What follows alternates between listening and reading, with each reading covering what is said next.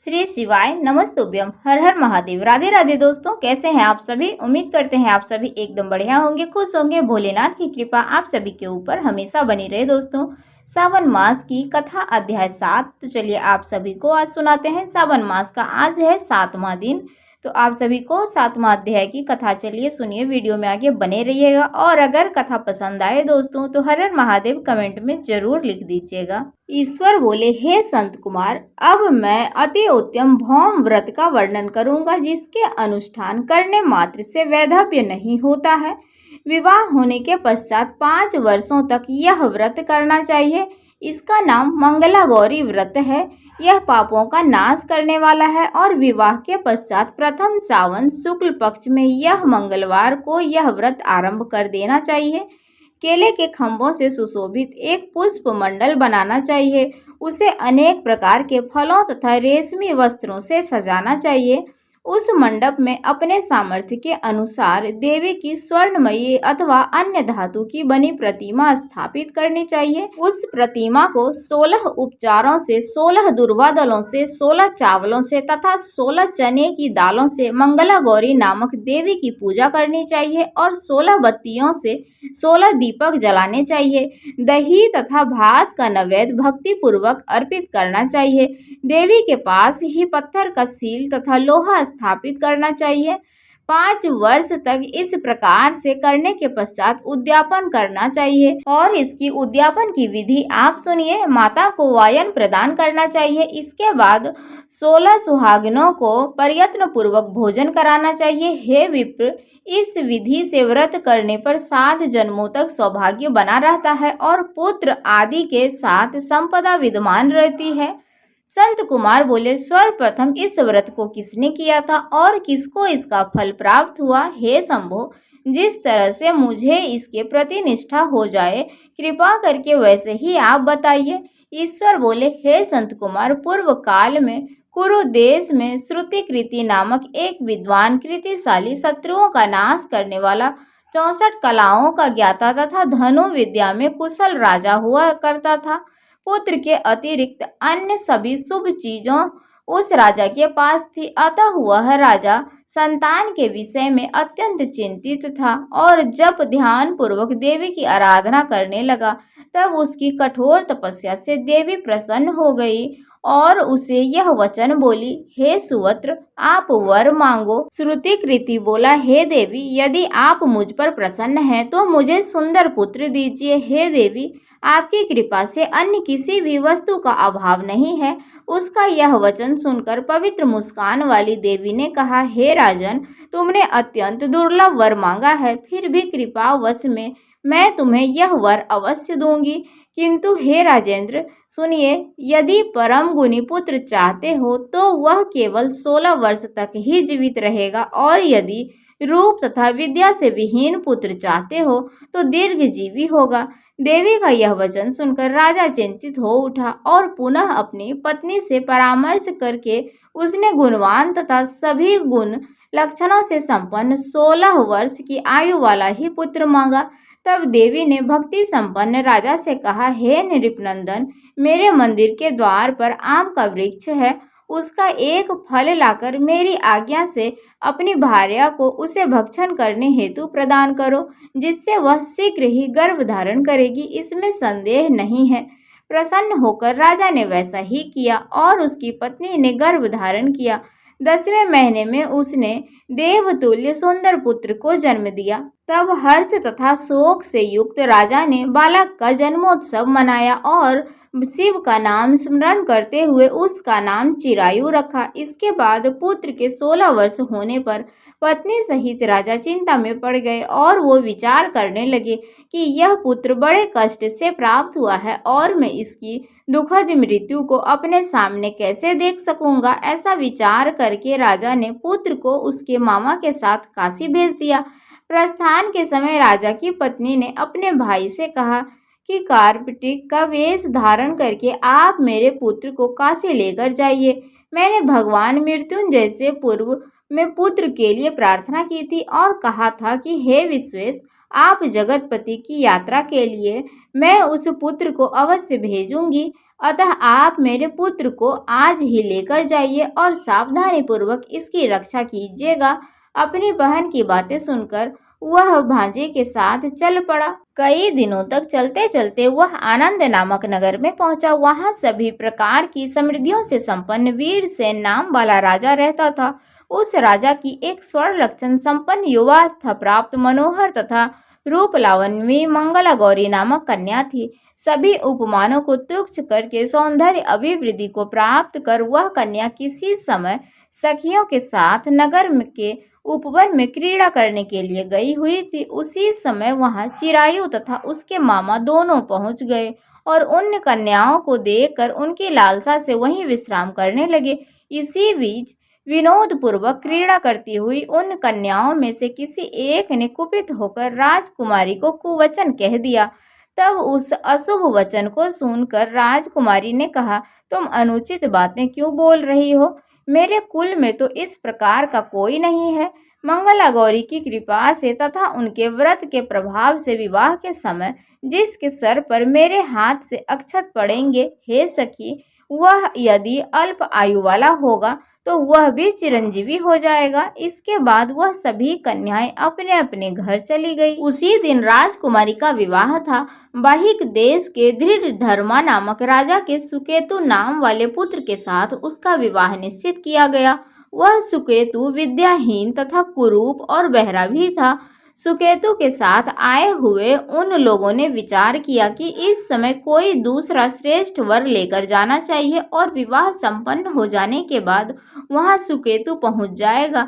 उन लोगों ने जब चिरायु के मामा के पास जाकर याचना की कि आप इस बालक को हमें दे दीजिए जिससे हमारा कार्य पूर्ण हो जाए। इस पृथ्वी पर परोपकार के समान दूसरा कोई धर्म नहीं है। उनकी बात सुनकर चिरायु का मामा मन ही मन बहुत प्रसन्न हुआ, क्योंकि इसने उपवन में पहले ही कन्या मंगला गौरी की बात सुन ली थी। फिर भी उसने एक बार कहा कि आप लोग इसे किस लिए मांग रहे हैं? कार्य की सिद्धि हेतु वस्त्र अलंकार आदि मांगे जाते हैं, वर तो कहीं भी नहीं मांगा जाता। तथापि आप लोगों का सम्मान रखने के लिए मैं इसे दे रहा हूँ।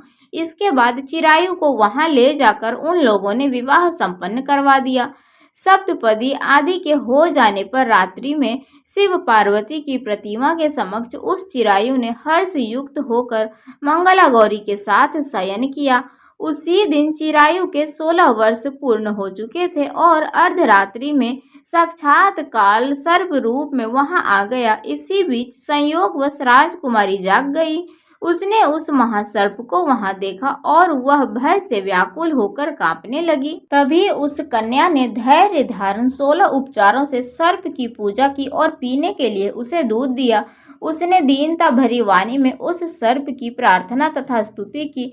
मंगला गौरी प्रार्थना करने लगी कि मैं उत्तम व्रत को करूंगी जिससे मेरे पति जीवित रहें।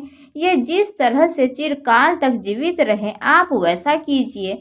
इतने में सर्प वहां स्थित एक कमंडलू में प्रवेश कर गया और उस मंगला गौरी ने अपनी कंचुकी से उस कमंडल का मुंह बांध दिया। इसी बीच उसका पति अंगड़ाई लेकर जाग गया और अपनी पत्नी से बोला, हे प्रिय, मुझे भूख लगी है। तब वह अपनी माता के पास जाकर खीर, लड्डू आदि लेकर आई। उसके द्वारा दिए गए भोज्य पदार्थों को उसने प्रसन्न मन होकर खाया। भोजन के पश्चात हाथ धोते समय उसके हाथ से अंगूठी गिर पड़ी। तांबुल खाकर वह पुनः सो गया। इसके बाद मंगला गौरी कमंडलू को फेंकने के लिए जाने लगी। विधि की कैसी गति है कि उस कमंडलू में से बाहर की ओर जगमग करती हुई हार कांति को देखकर वह आश्चर्यचकित हो गई। घट में स्थित उस हार को उसने अपने कंठ में धारण कर लिया। इसके बाद कुछ रात शेष रहते ही चिरायु का मामा आकर के उसे ले गया। इसके बाद वर पक्ष के लोग सुकेतु को वहां से ले आए और देख मंगला गौरी ने उससे कहा, यह मेरा पति नहीं है।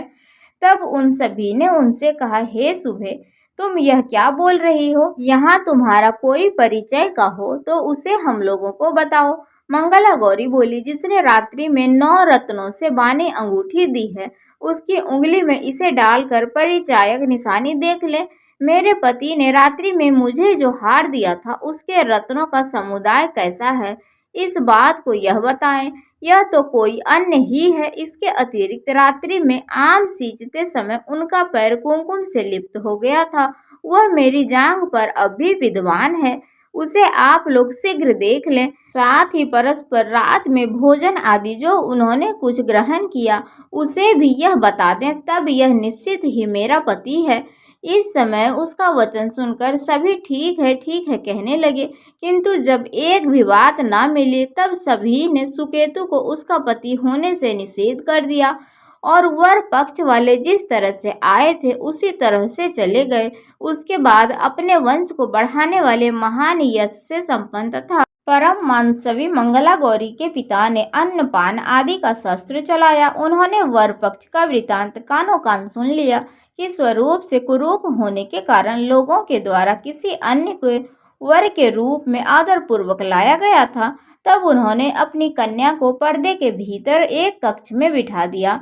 उसके बाद 1 वर्ष बीत जाने पर यात्रा करके चिरायु अपने मामा के साथ इधर से लौटा। साथ ही यह देखने के लिए वह आया कि विवाह के बाद वहाँ क्या हुआ था। तब उसे एक कक्ष के भीतर से मंगला गौरी ने देख लिया और वह देखकर अत्यंत प्रसन्न हुई और अपने माता पिता से बोली कि यही मेरे पति हैं, मेरे पति आ गए।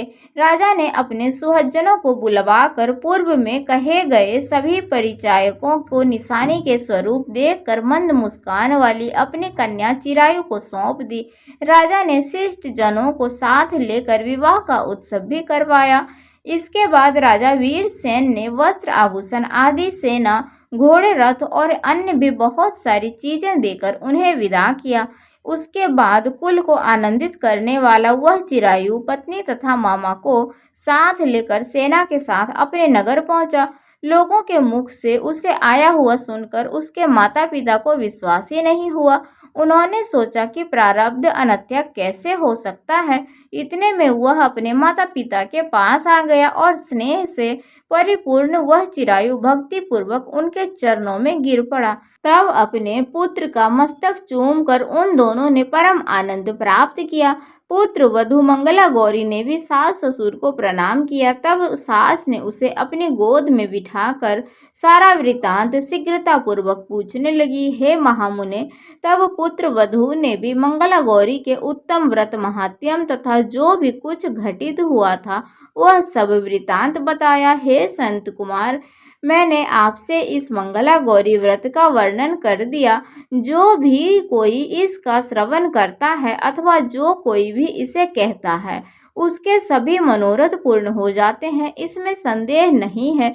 सूत जी बोले, हे ऋषियों, इस प्रकार शिव जी ने संत कुमार को यह मंगला गौरी व्रत बताया और उन्होंने सभी कार्यों को पूर्ण करने वाले इस व्रत को सुनकर महान आनंद प्राप्त किया। तो बोलिए दोस्तों, हर हर महादेव। श्री स्कंद पुराण के अंतर्गत श्रावण मास के महात्म्य में मंगला गौरी व्रत का कथन आज इस 7वां नामक अध्याय पूर्ण हुआ। तो इसके आगे का अध्याय आप सभी को अगले वीडियो में सुनाएंगे। दोस्तों, अगर ये कथा आप सभी को पसंद आई हो तो ज़रूर वीडियो को लाइक कर दिया करिए आप सभी दोस्तों, और चैनल पर जो भी नए आते हैं तो सब्सक्राइब कमेंट शेयर भी आप सभी ज़रूर से कर दिया करिए। तो चलिए मिलते हैं आप सभी से अगले वीडियो में। राधे राधे, हर हर महादेव, जय श्री गणेश।